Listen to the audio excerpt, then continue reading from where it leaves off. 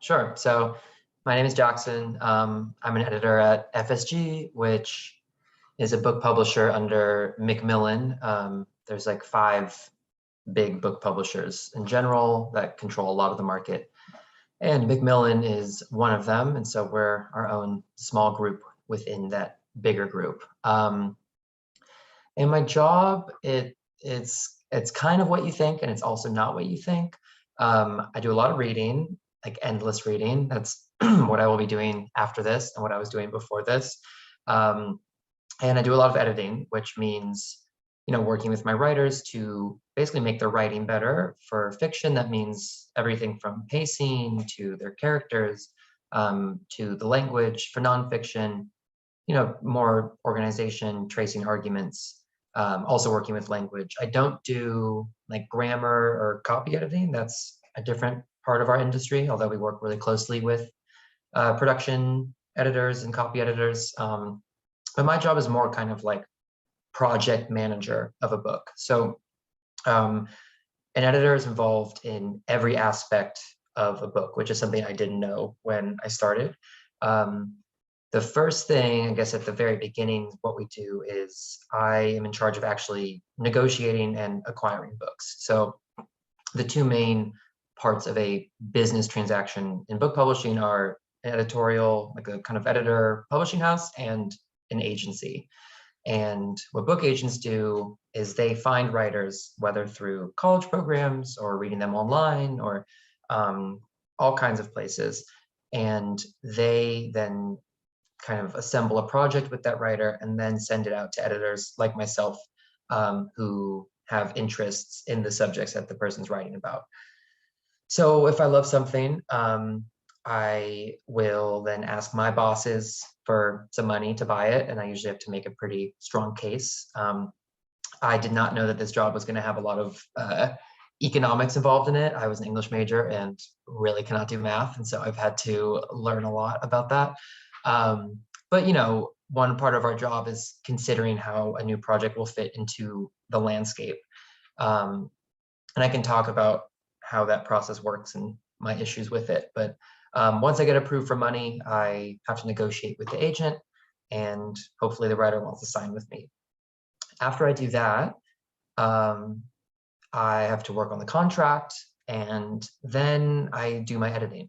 I plan my seasons and lists way out in advance. So right now I'm editing books that are going to come out in 2023 and 2024, which is kind of overwhelming to keep in my head at once.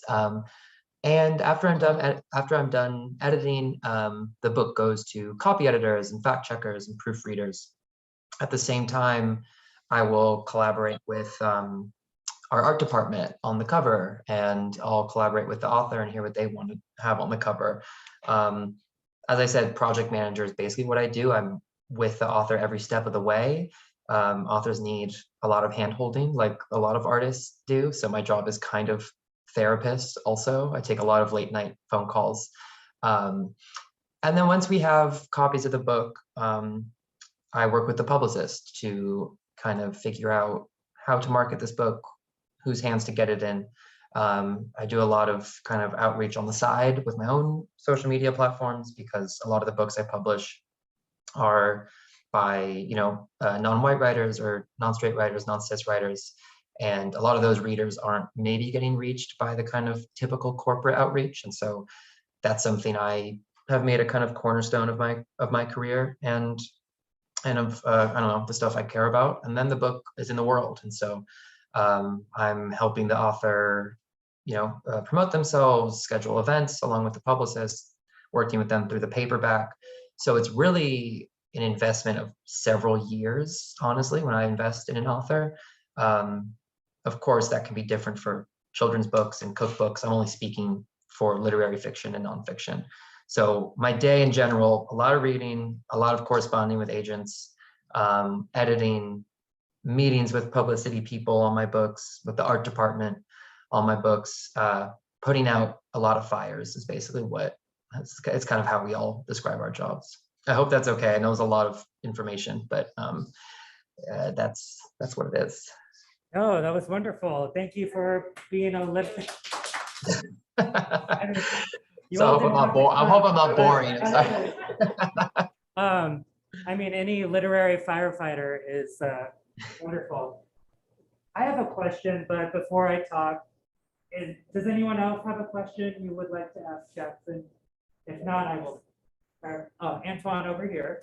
When you're out, when you're looking at books or for books to invest in, what are some things that you look for that, you know, that says, oh, this is the one, or this is what I'm going to go for? Yeah, that's a great question. It's probably the hardest part of my job because like everybody's taste is subjective, right? So there's stuff that I get in. I have passed on books that have gone on to sell a bunch of copies and win awards. It's just kind of how it goes. It's all about personal taste. The main thing I think about first and foremost is the company I'm working at. So FSG is pretty literary. We publish, we like to really publish writers of the highest literary quality. So I look for the voice, and if I think it can kind of fit in with us. But then, the main thing I think about is like, who would I give this book to? Like, if I have a feeling in my gut when I read something, if I love the voice and I read something and I'm like, oh my God, this reviewer, or even this friend of mine, or I could see this cover for this book. If I have a vision of how to publish something, that's what gets me excited. So it's really the voice. I can always work with somebody on their plot or grammar or whatever, but if there's a voice and imagination that, that's the stuff you can't really teach. And so I have to take a risk. And that's what's really scary about my job, is that I'm kind of playing with money that isn't mine, obviously. And I have to take a risk on somebody's writing just based on if I love it. So yeah, I guess I look for the voice. I look for how it could compete in the market in general. But the caveat I'll add to that is that thinking about the market only takes you so far. And I have many books that don't have comparisons in the market, mostly because they're from marginalized writers or because they're experimental. And that's something I think about too, is about, if everybody's telling me no, not to buy something, are they telling me because it doesn't look like something that they're comfortable with, or is it simply because they don't like it? So I get reads from my coworkers, but ultimately the decision is mine. And it's kind of corny to say, but I just go with my gut. Yeah, Rose? Please, could you give an example of related stories you interested in? Matt, would you mind repeating that for me? I just couldn't hear the full thing. Rose, correct me if I'm wrong. The question was, could you talk about voice and what? Example. Yeah, like Voice. I love that you asked that. I had the same question. I wanted to ask if you could talk about the authors you've worked with and what qualities about the voice excites you and makes you want to give their work to other people, which I think is such a beautiful benchmark of a great story.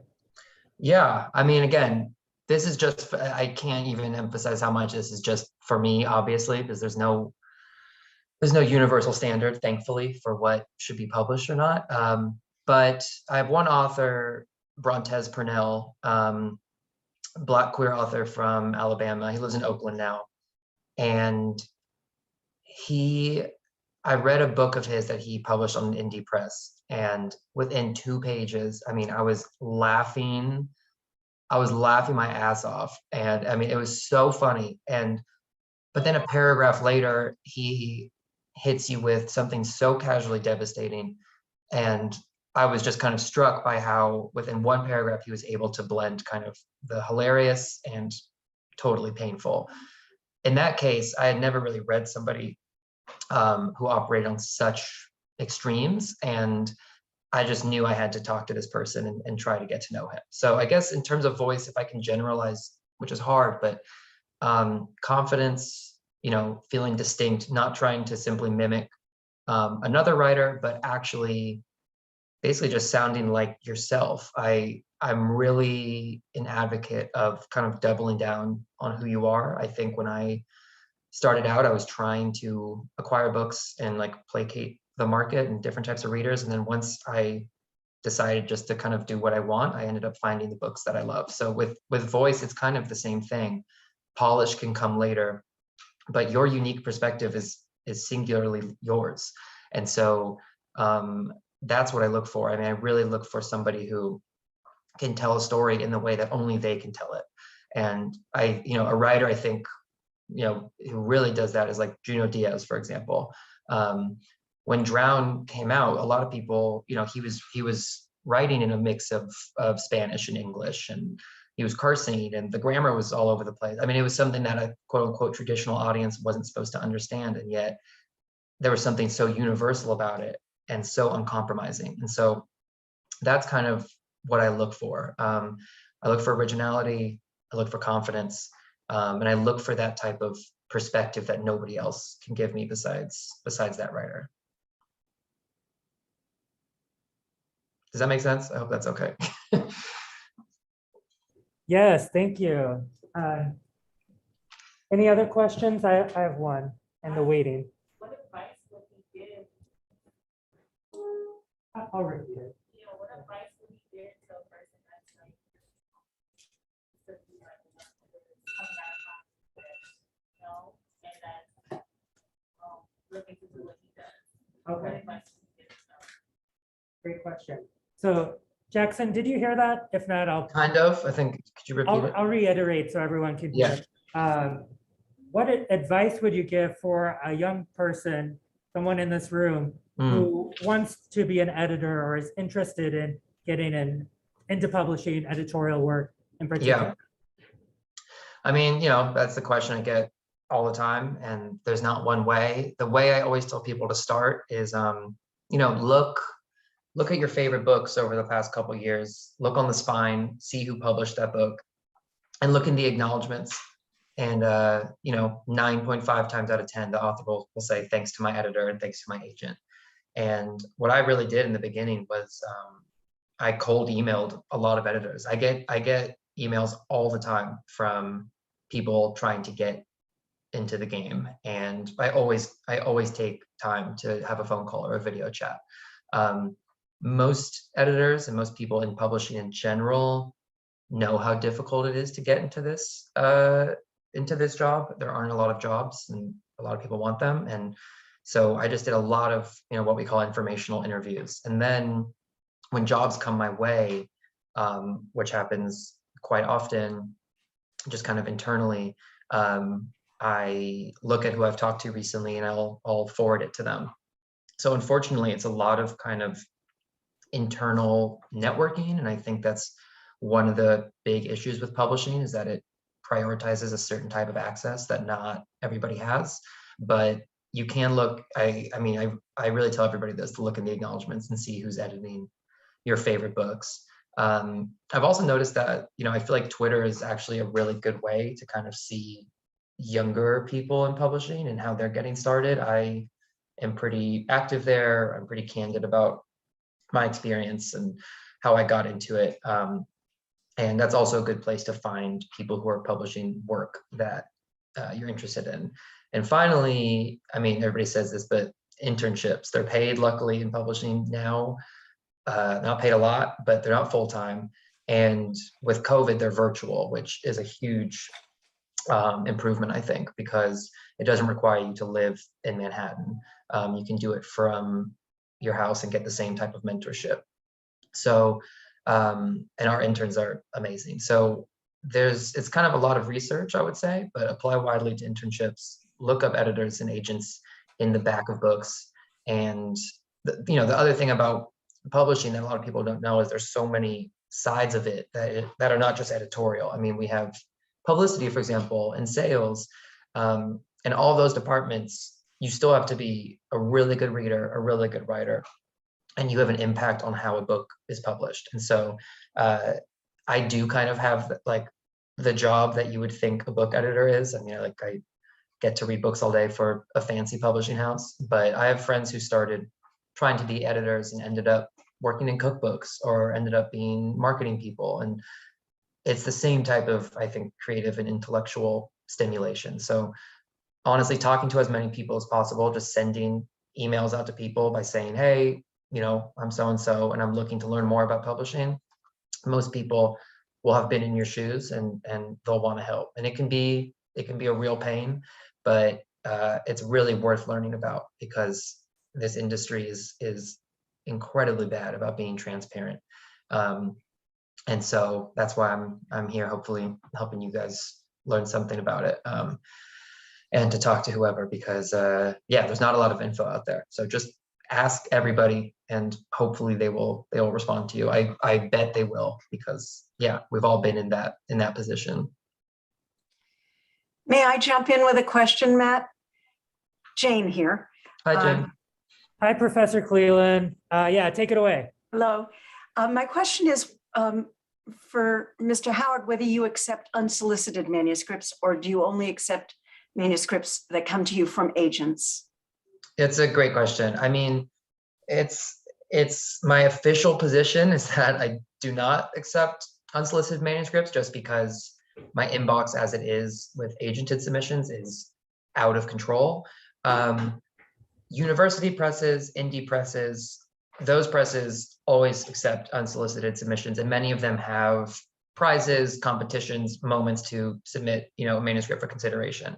I do get unsolicited submissions, and I will say the ones that I actually take seriously, I guess, are from writers who actually know the books that I work on. And maybe it's not for me, but it's a writer who is really interested in queer stories, or is interested in the type of nonfiction I do. And if it seems that what they're doing lines up with the type of books I publish, I will always try to look at it.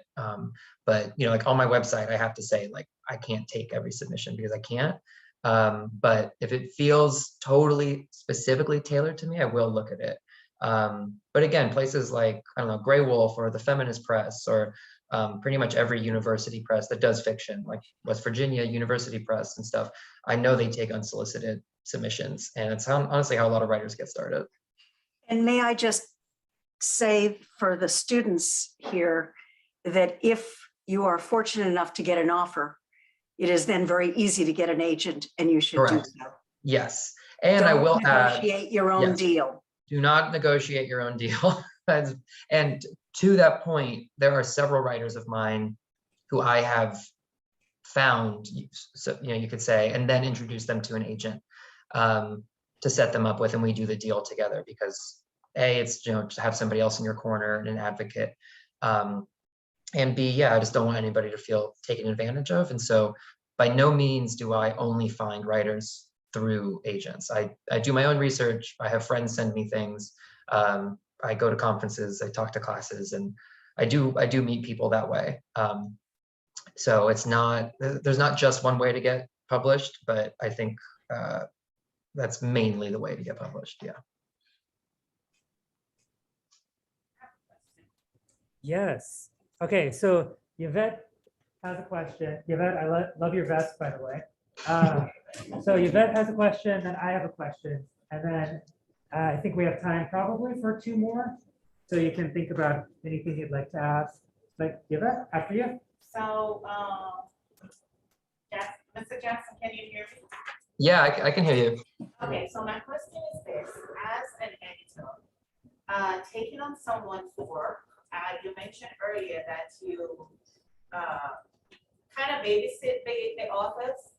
Yeah. So when you're editing the work, do you actually? You also mentioned their voice. Do you actually edit and then send it back to them to hear if they approve it, or can you go ahead and edit the work and then just send the complete work to the author? That's a great question. With you when you're editing the work? That's a good question. No, I mean, my answer is editing is totally collaborative. My job is to serve an author. I mean, I actually look at my job as in a way like a service job. It is to help an author make their project the best it can be. So I will, every time I send an author edits, I always preface by saying, these are suggestions. I do think that things need to be like this, but these are just suggestions.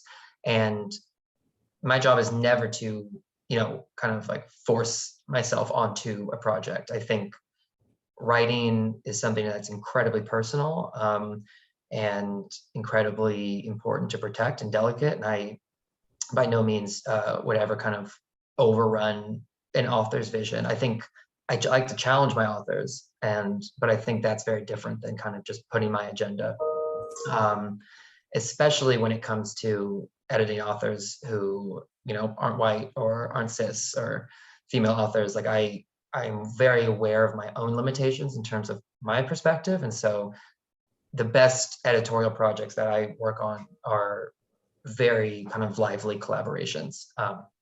And, you know, if I wanted to completely control something, I would probably just write my own book, which I have no intention on doing. So I hope that answers the question. Thank you. Great question. So my question was about, let the record show. Oh yeah. You edited. I would just like to know more about the process. Working with a specific author, we read chapter 1, Mechanisms of Power, ACT UP and Puerto Rico. So could you just give us a sense of what it's like to work with an editor, maybe that specific chapter? Yeah, well, man, as you guys can see, that book is enormous and it almost took me down. That thing is, I use it even as like a yoga block sometimes here because you could hit somebody with it and cause serious damage. So that book was daunting, but it's an incredibly important book to me, and I think to society. You know, broadly, it really reframes AIDS activism as not just the domain of cis white men, but actually this amazing coalition of people of all races, sexualities, gender identities, who formed this unlikely coalition to basically change millions of people's lives. And it's a remarkable story. The concern of Sarah Schulman, who is an amazing writer and activist. She's also a professor at CUNY Staten Island, a lifelong New Yorker. And what she really wanted to accomplish was to broaden the record, basically. You know, traditionally what's been known about AIDS is that many gay white men died and it was gay white men who saved them. And that's just not true. And gay white men were disproportionately affected by AIDS, but there were also women with HIV, and ACT UP had to fight to change the CDC definition to include them. There were drug users who, because they were sharing needles, contracted HIV, and they became part of the coalition. And that was, you know, something that she and I talked about in terms of how to organize that book, because as you'll see, that book doesn't move chronologically. It's actually a kind of analysis of how ACT UP got things done, because another aspect of that book is to teach activists and organizers today how to achieve what ACT UP achieved. And so it was really important for Sarah to organize her book kind of along the lines of ideology and practice and stuff like that, instead of just an ABC of what happened, because we have a lot of that. But what we don't have are these in-depth looks into activist movements. And something Sarah says, I just saw her speak last week, is that, you know, there are activist movements like ACT UP happening all over the world on micro levels that we don't even know about, that don't get attention because they're working just locally. And so this book could be a primer for people. So that was kind of just our thinking going into this book. Sarah, specifically that chapter and the way the book is organized, the book is based on oral history. And oral history can be an amazing resource. It can also be really boring to read if you don't do it right. Nobody really wants to read 700 pages of people just talking. And so the first draft actually was 700 pages of people just talking. And I had to talk to Sarah and say, you know, we have one shot to publish this book. Let's put it in your words. You have to actually tell a story. And so she went back to the drawing board, took those oral histories, and kind of formed them into a narrative. And so it was actually really important to start with the ACT UP Puerto Rico chapter, because it was a surprising choice. It's not, it's not who you think about when you think of ACT UP or when you think about AIDS activism. And that's what I love about it. Latinos were a huge part of the coalition and were disproportionately impacted by HIV then and now. And I think it was really important to show that, these links, these kind of intersectional, unexpected links between Puerto Rico and New York and across the diaspora, but also through people who had no connection to Puerto Rico and still wanted to get involved. And so the point of that chapter, I think, was to also illuminate the different ways that AIDS impacts people. Like I said, whether it's local organizing or drug use or family planning. I mean, it's not just associated with gay men in the 80s. And so I love that chapter because it's a character study. It conveys kind of essential information about how the organization worked. And yeah, I guess that's it. But that was Sarah's. That was all Sarah who wanted to do that. And the book actually ends with another Latino organizer, which was also her idea. So I love that chapter. I love that it starts off the book like that. I also think the introduction, I don't know if you read that, Matt, but what comes before that chapter is remarkable, and it kind of gives an overview of the book. So she and I worked really hard to make the book readable in terms of its organization, while also kind of staying true to her master plan. But yeah, that book's a special case. It required me to be really creative. Any comments from the class or questions? Yes, Celine and Antoine. Well, if you want to comment on that, you can go first. I was commenting that it was very, very easy to read. Like, it's a lot of information, but the way it was written, Yeah. it was easy to read because it was like a story almost. And it shined a light on people that I didn't even know about.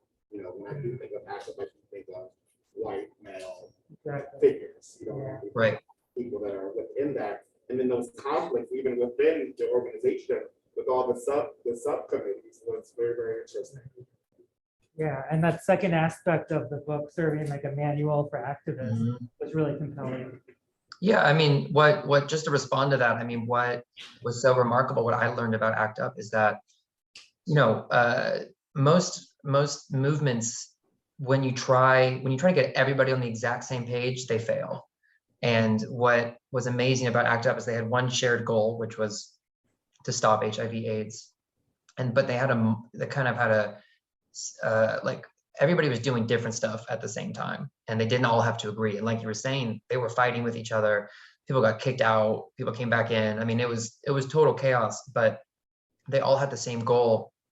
And the reason I think that they actually won so many protections for marginalized people is because they had so many different types of people organizing. And as Sarah says, people make change, or they create action from their own point of view. And so there were a group of white men who were kind of using that position to meet with Fauci or, the big kind of government people. But then you had folks who grew up in New York and who were in those communities, and they were just kind of trying to change things on a local level. And so I like that chapter, and I like the book in general because it shows things don't have to be a top-down structure. And I think that's where a lot of kind of progressive movements today get bogged down. There's like a bureaucratic kind of situation involved. And whereas with ACT UP, they were so desperate that everybody was just kind of doing everything at once. And in that chaos, they actually created so much change. Celine? Yes, hello. I guess I wanted to ask, what is an experience you had that made you proud of your job, and how did you have the support to keep going? What did you say that made me proud of my job? Yeah, what is an experience you had Yeah. that made you proud of your job, and how did you have the support to keep going? Great question. I can think of two things instantly come to mind. So the first book I ever acquired is called Tears of the Truffle Pig, and by a writer named Fernando Flores. As you can tell by the title, it is totally bonkers. And Fernando, he's a first-gen American, and he grew up in Mexico, came over to Texas, worked a series of odd jobs. I mean, like everything from audio-visual installation to barista while working on fiction.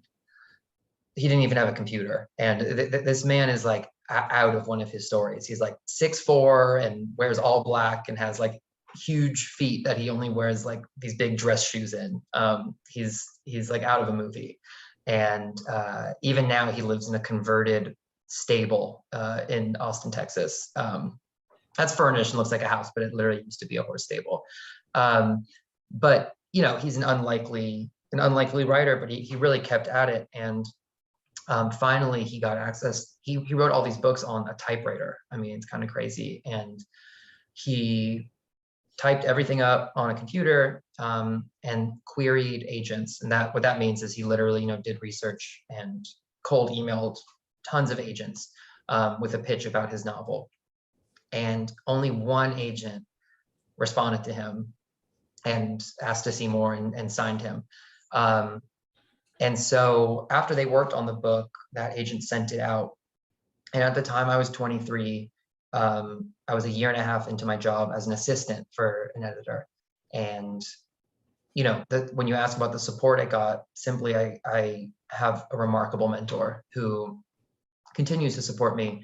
And the main thing about him that I love is that he does not need to fully understand something to still support me. And I find that to be incredibly rare, not only in publishing, but just everywhere. Like he's a straight white guy. And if something's too queer or too out of his lane, he gets excited by it. So this book came into him and he asked if I would read it, and I read it. And the book is kind of like sci-fi-y. It's like speculative, and it's set on the border, and it's kind of psychedelic, and it's an adventure, and I just loved it. And I had a vision for it, and he told me to go for it. And what makes me so proud about that book is not only is it just great, but it created an entire career for Fernando. So he went from you know, being a bookseller at an indie bookstore, which he still works at, but he was giving interviews everywhere. He was reviewed in the Washington Post and the Wall Street Journal and nominated for awards. And the book was even optioned for TV and film, which got Fernando a nice check. That hasn't come out yet or anything, but his entire life changed, and it got translated into Spanish and French. He got to travel to Europe for the first time. He left Texas really for the first time. And so seeing that happen for somebody who worked so hard and who didn't go to an MFA program and who dropped out of college, but stayed true to his craft, I mean, for that to be the first author that I worked with just means the world. And we're still really close, and I signed up 2 more of his books, and we have his short stories coming in May. And you know, he went from knowing nobody to having tons of press and tons of other authors support him. And similarly, the author I was mentioning, Brontez Purnell, who wrote this book 100 Boyfriends, which is not for the faint of heart. But if you're into crazy queer fiction, I can't recommend it more. It's really sexy and wild, and it's R-rated in a lot of ways. And again, that's somebody who did not have a really big kind of literary platform. He was a performance artist and a filmmaker, and he had been a go-go dancer, a rock star. He's had this insane life. And to publish somebody like him, who is radically, uncompromisingly queer and Black and HIV positive, to publish somebody like him underneath the logo of, you know, FSG, this really fancy publishing house, was so inherently transgressive.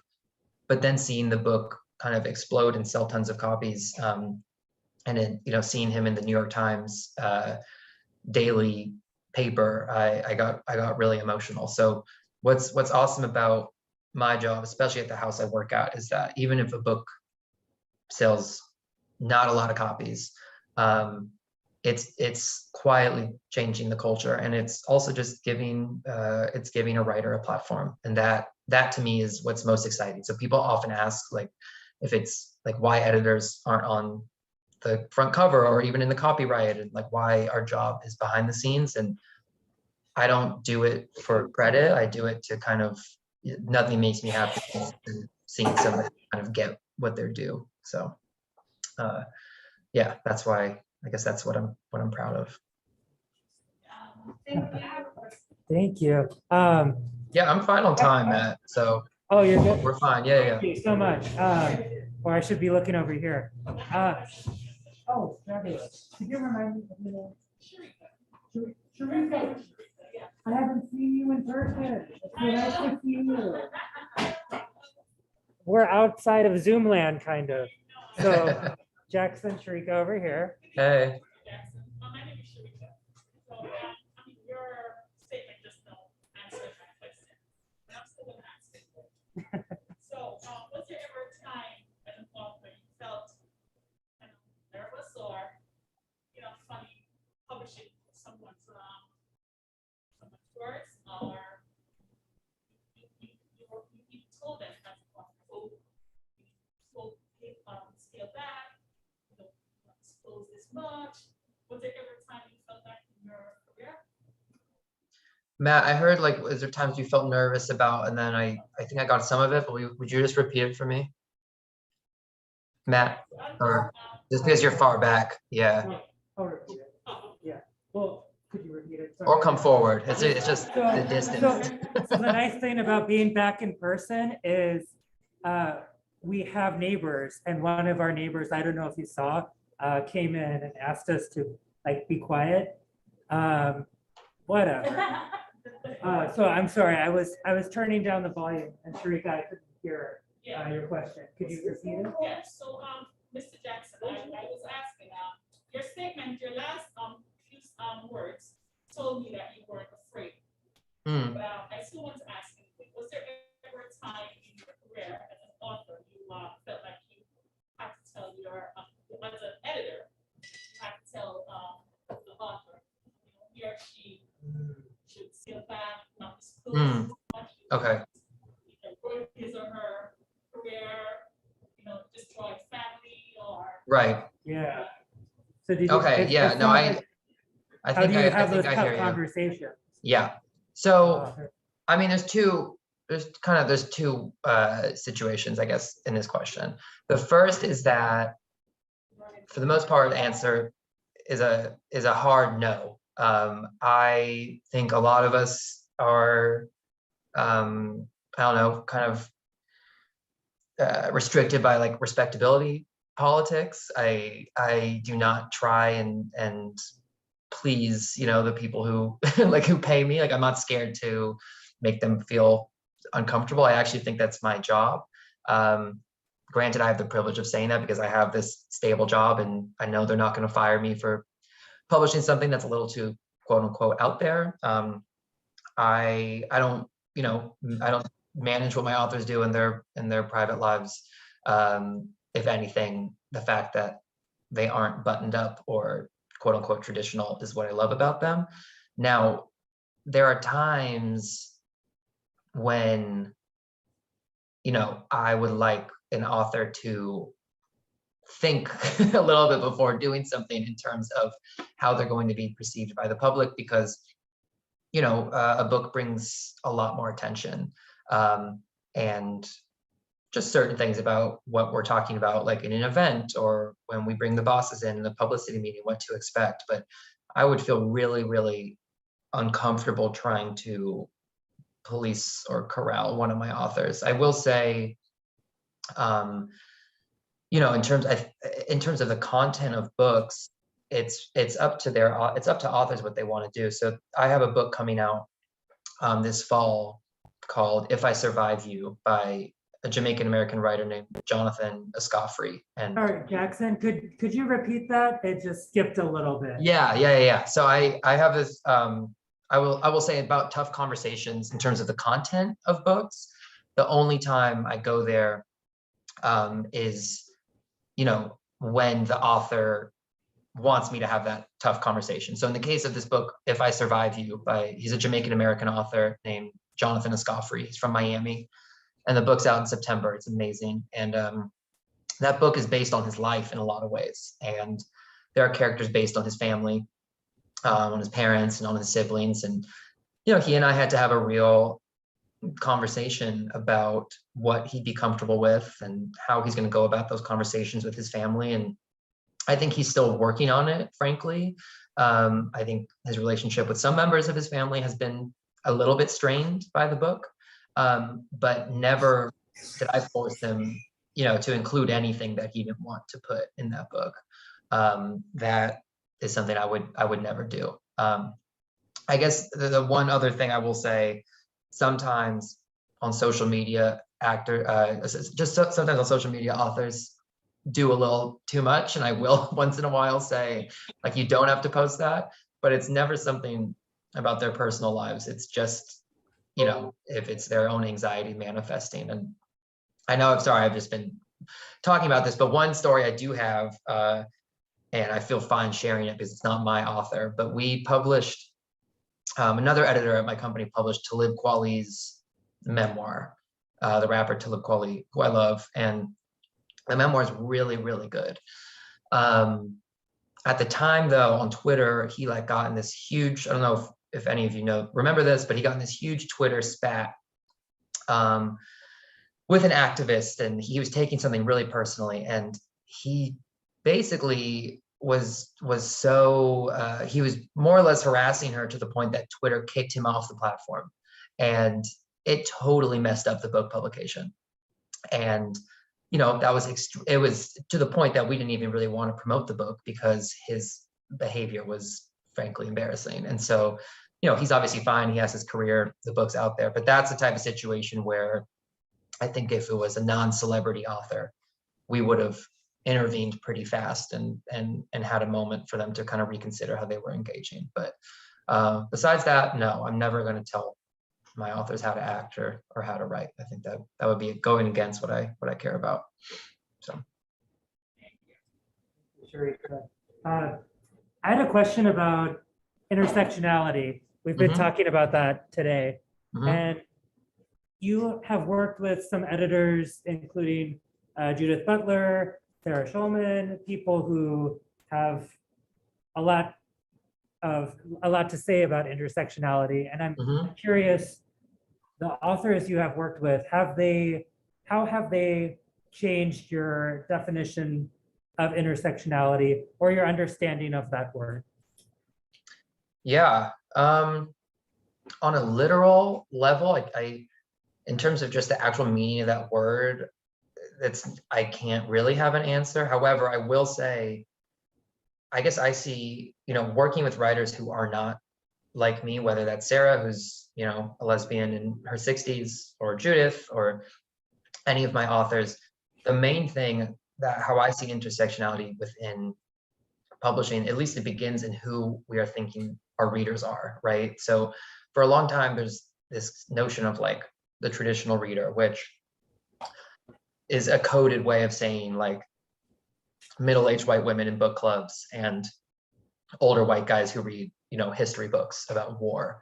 Nobody's thinking, I guess, about, you know, when I have a gay book that I publish, everybody's thinking just to get it to gay people. But that's such a reductive and, you know, not intersectional way of thinking about who our readership is. And so, you know, it's still a business, my job, and my job is to sell books. And when I was first starting our sales department, it felt like they had such a limited understanding of who a readership could be just based on a singular identity.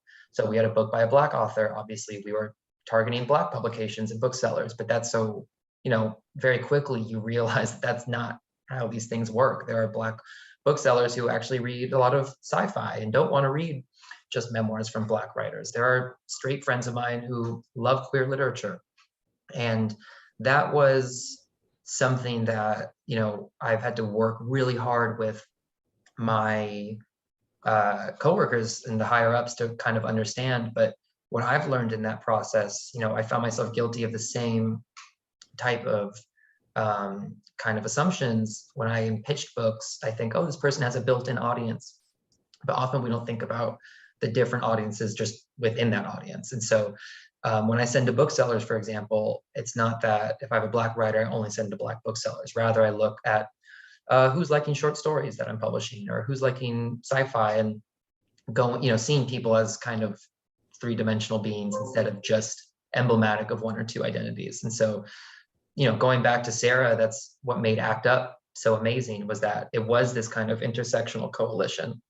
It wasn't just delineated on one identity. And I think, for book publishing to stay relevant, which is obviously on all of our minds, it's a matter of taking people at their most complex and at all the ways they are, and not just based on like what slice of the market they fill. Because the books of mine that have worked the most are the ones that initially my higher ups thought were going to be the most niche and turned out to reach the most people.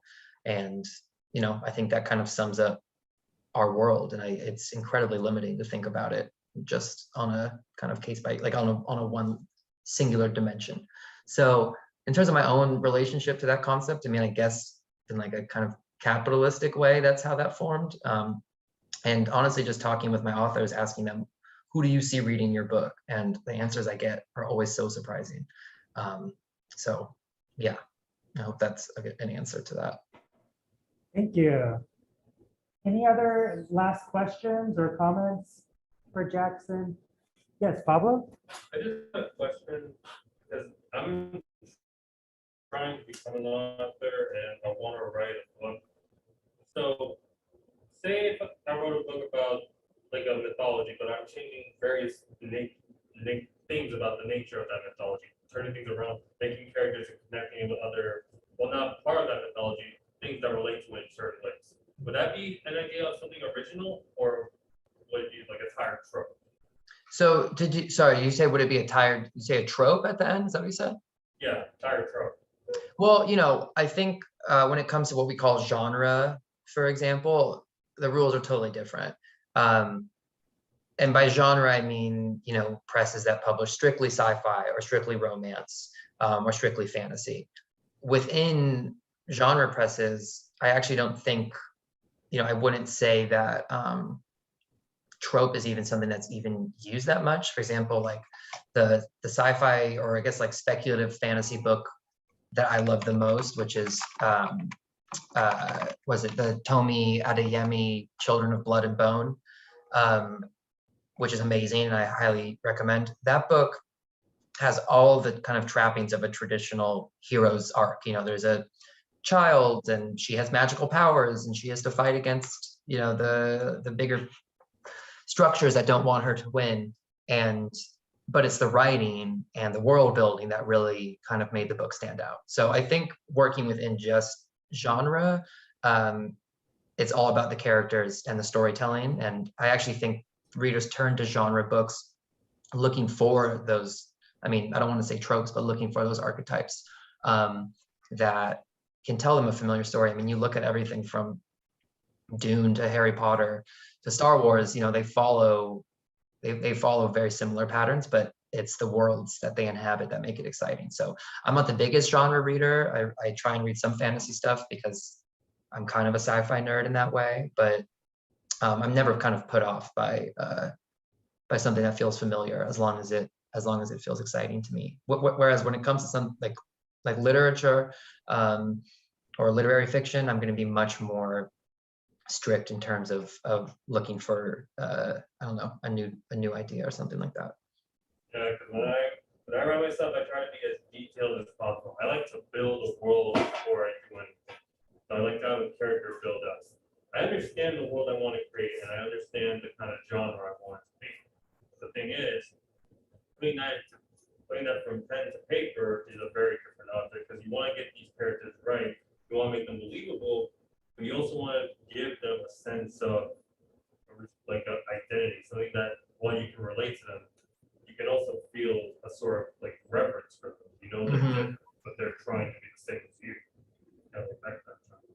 Right. Well, I mean, a lot of writers, fantasy or not, have what we call Bibles, right, that they have on the side. So you might have a 200-page novel that has a 50-page Bible, and that Bible is just basically what the author uses to write out this character's entire backstory, everything from their favorite foods to their favorite pair of shoes. And even if that doesn't make it into the book, I think it helps a lot of authors flesh out who these characters are so that they can write them with more confidence.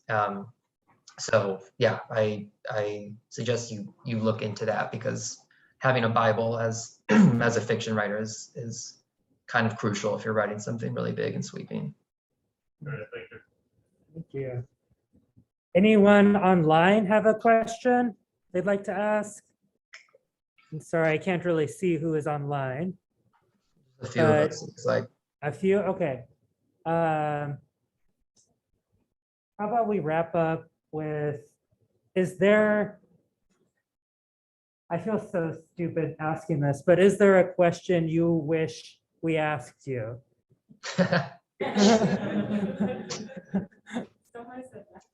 that's a damn. Listen, I had a long day. Okay, you're trying to mess with my head and make me answer something. No, the most obvious thing that I just tell everybody is to own what you like. I mean, that is the most important thing. Like when I started, I really was trying to conform, and then I started finding books that were outside the norm, but that made sense to me. And then suddenly those readers appeared. And so if there's nothing to be, I don't know, I have friends in their 30s who only read YA books and they love them. And that makes me really happy. So whatever you love reading and writing, that's exactly what you should be doing. I think it's important to challenge yourself, and the best writers and editors I know read like crazy. But what I don't do is I don't look on the New York Times bestseller list and think, oh, I need to read these top 3 books. I subscribe to newsletters. I follow people on Twitter. I see what books are being published, and then the ones that kind of catch my eye, I go to the library and check them out.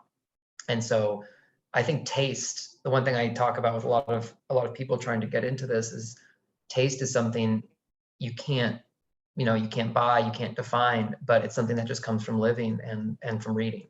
And so if you're just trying to kind of fit in with the rest of the industry, you're not going to develop your own taste. And so right now, for example, I'm reading a history book that won the National Book Award. That's kind of like a recovered history of one family's lineage during slavery. And I'm also reading a book in translation that's like a queer novel from Korea, and then a couple early books from friends that are more commercial.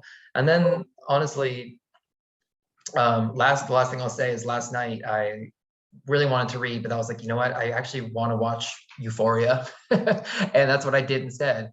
And honestly, that's what makes me, I think that helps me be a better editor. So following your gut in terms of what you're into is the number one thing that people do not do enough in my industry. And that's the main thing I like to preach to people. So Thank you so much. thanks for having me. Can we all do the wave? Do we want to do that? No. Okay, It's just me in here, so it's not gonna all right. Thank you so much, Jackson. This has been very insightful. Of course. Yeah, and Matt, if there's follow-up questions or whatever, you have my info, and happy to help. However, it's great you guys are meeting in person, still getting it done. It's exciting. Yeah. So. All right. Thank you. Take care, everyone. Thanks, everyone. All right. Bye. Be well.